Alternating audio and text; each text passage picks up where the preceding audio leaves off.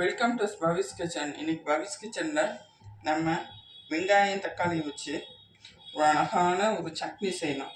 அதுக்கு 4 ஸ்பூன் நல்லெண்ணெய் ஊற்றிருக்கேன். அது சூடாகிடுச்சு. இப்போ ஒரு பெரிய வெங்காயத்தை சின்னதாக வெட்டி வச்சுருக்கேன், அதை சேர்ப்பேன்.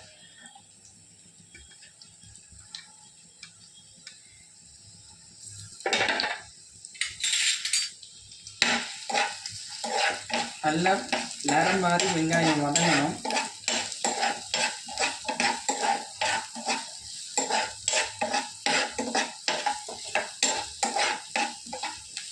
ஓரளவுக்கு வதங்கிடுச்சு.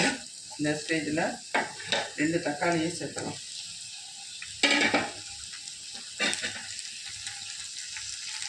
கொஞ்சோண்டு உப்பு.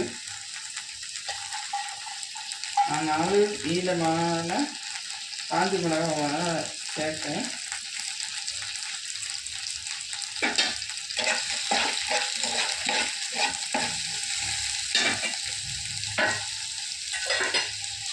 அதுக்கு புளி கொஞ்சோண்டு,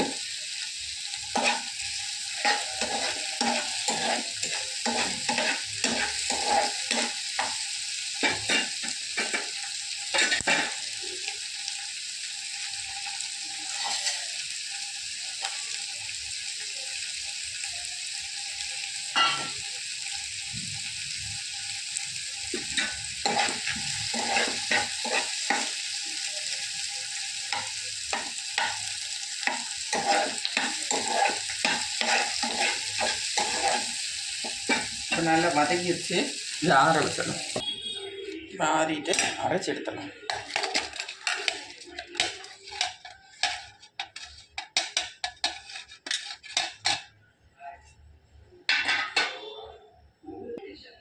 அரைச்சி எடுத்தாச்சு. இப்போ பவுலுக்கு ட்ரான்ஸ்ஃபர் பண்ணிடலாம்.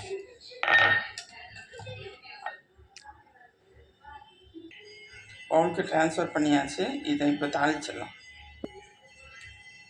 பேனை அடுப்பில் வச்சு சூடு பண்ணியாச்சு.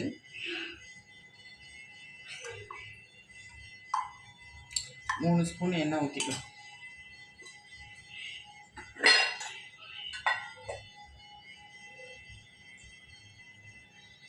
கொஞ்சம் வந்து கடுகு,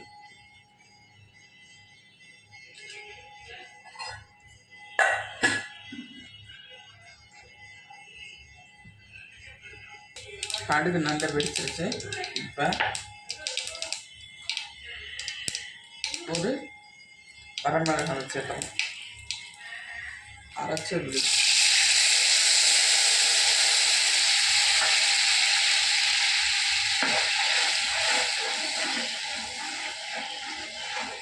நல்லா கொதிக்கட்டும். பச்சை ஏற்கனவே வதக்கி இருக்கிறதுனால பச்சை வாசனை போகணும் இருக்கும், சில சமையல் இருக்கும். அதனால் திருப்பி தாளிக்கிறதுனால ஒன்று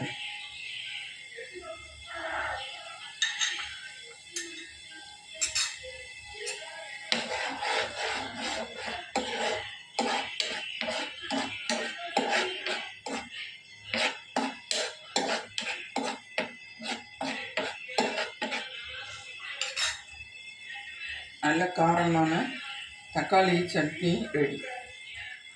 அடுப்பு ஆஃப் பண்ணிடலாம்.